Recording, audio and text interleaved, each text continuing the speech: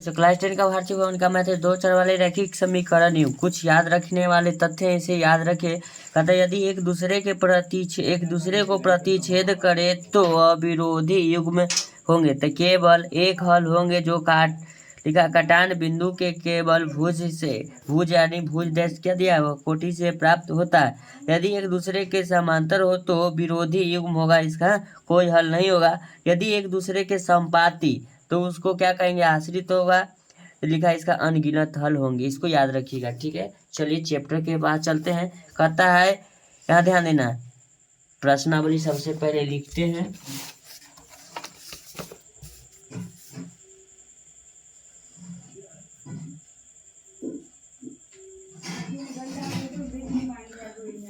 प्रश्नावली 2KB क्या है, 2KB का क्वेश्चन नंबर 1 क्या कहता है, देखिए कहता है दो एक घातीय समीकरण के लेखा चित्र यदि प्रतिच्छेदी, क्या कहता है, प्रतिच्छेदी हो तो हलों की संख्या कितनी होगी।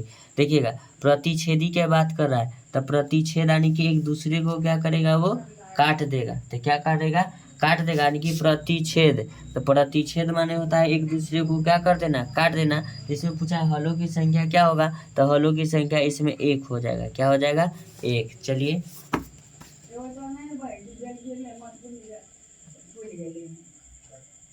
एक नंबर में लिखेंगे इसका एगो हल होगा, प्रतिच्छेद का एगो हल होगा।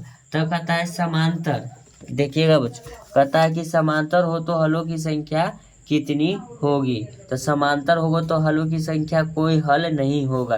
ठीक है, प्रतिच्छेद एक और केवल एक हल, देखिएगा यहाँ लिखा हुआ है सब। ठीक है, इसको हम लिखेंगे 2 नंबर में।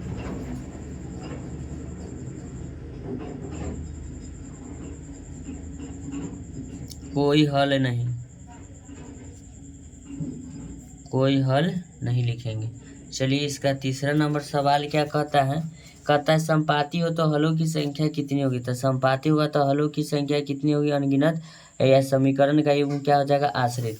तो हमसे पूछा हलों की संख्या कितनी होगी, तो लिखेंगे अनगिनत, अनगिनत हल। ठीक है, तो ये हुआ 1 नंबर, कितना का, 1 नंबर। चलिए दूसरा नंबर समीकरण लिख लेते हैं। दूसरा नंबर सवाल क्या कहता है, देखिएगा कहता है समीकरण 4x - 3y बराबर 12। तो कहता है कि लेखा चित्र खींचिए। लेखा चित्र खींचने के लिए मान सारणी को पूरा करें। तो लेखा चित्र खींचने के लिए मान सारणी को क्या करना है, पूरा करना है। चलिए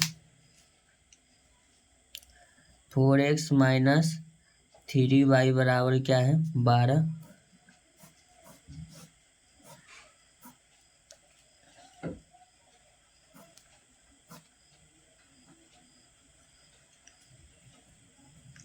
जीरो है, इसका मान निकालना है।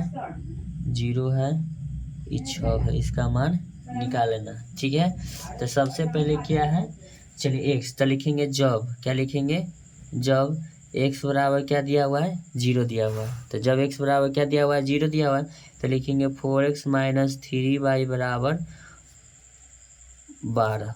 ठीक है, चलिए तो इसको लिखेंगे x बराबर कितना बोला है, 0। तो x के मान 0 लिखेंगे, -3y बराबर 12 लिखेंगे। ठीक है, तो 0 - 3y बराबर क्या लिखेंगे, 12 लिखेंगे। अब लिखेंगे माइनस, तो उधर जाएगा 12/3 चौके 12। चलिए y का जो मेरा मान आ गया -4, तो इसमें माइनस क्या लिख देंगे, 4 लिख देंगे। चलिए अब y बराबर क्या है, 0 लिखते हैं, ध्यान दीजिएगा y बराबर क्या है, 0। 4x - 3y बराबर क्या है, 12। ध्यान दीजिएगा बच्चों, 4x लिखेंगे -3 गुना 0, y के मान 0 है, बराबर 12 लिखेंगे। 4x बराबर -0 बराबर क्या हो जाएगा, 12। 4x बराबर क्या लिखेंगे, 12। x बराबर क्या लिखेंगे, 12/4, 4 से क्या लिखेंगे, 12 लिखेंगे। तो x का जो मान आ गया बच्चों, कितना आ गया, 3 आ गया। ठीक है, अब फिर कहता है x बराबर कितना है, 6 लिखेंगे। जब x बराबर कितना हो, 6, तो लिखेंगे 4x - 3y बराबर 12। x बराबर 6 लेना है, 6 चौके 24 माइनस 3y बराबर 12 माइनस 3y बराबर लिखेंगे 12। ई प्लस में बराबर कूद जाएगा माइनस 24 में हो जाएगा तो माइनस 3y बराबर माइनस 12 बचेगा घट के। माइनस की संख्या ज़्यादा है, माइनस माइनस क्या हो जाएगा, कैंसिल आउट हो जाएगा। इसको लिखेंगे y बराबर 12 बटे क्या लिखेंगे 3 3 चौके 12। चलिए y का मेरा जो मान आ गया कितना आ गया 4। x बराबर 6 है तो y बराबर मेरा मान कितना हो जाएगा 4 हो जाएगा बच्चों। चलिए और इसी का अब हम चलिए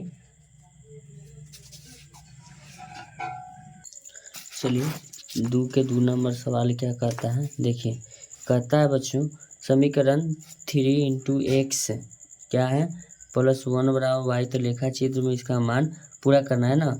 चलिए तो इसको लिखेंगे 0 है, सबसे पहले लिखेंगे 2 नंबर सवाल।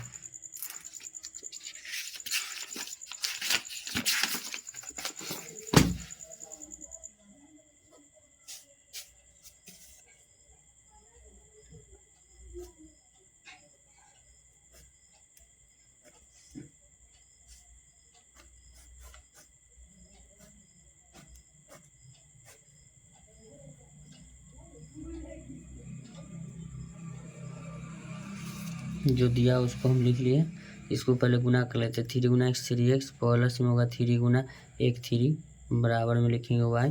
इसको बढ़ाएंगे समीकरण 3x माइनस इधर y बराबर खुद हो जाएगा 3 माइनस में हो जाएगा। ठीक है चलिए तो इसको हम समीकरण इस तरह से बना दिए।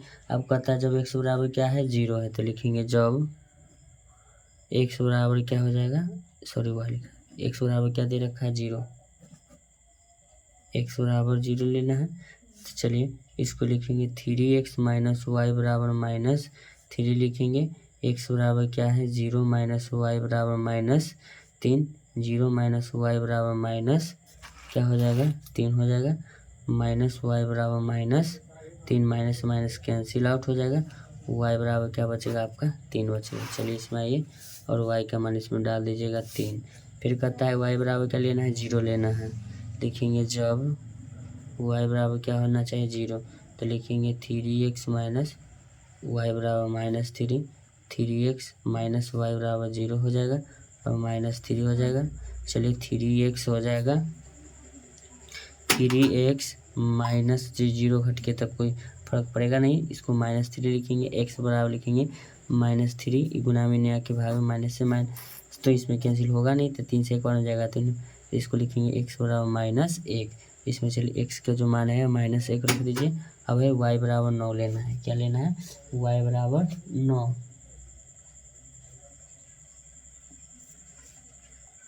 लिखेंगे जब y बराबर 9,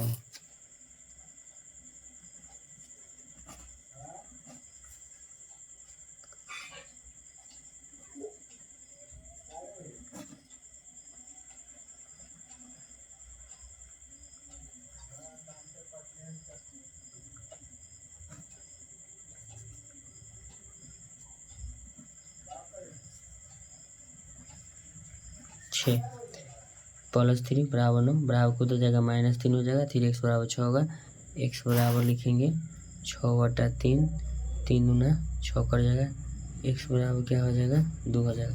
ये समीकरण बन गया। ये क्लास 10 का भारतीय गणित का कितना था चैप्टर बाबू 2b का 1 और 2 के 2 तक पूरा का सॉल्यूशन आपका हो गया। Thank you so much. आप मिलते हैं आपसे नेक्स्ट वीडियो में।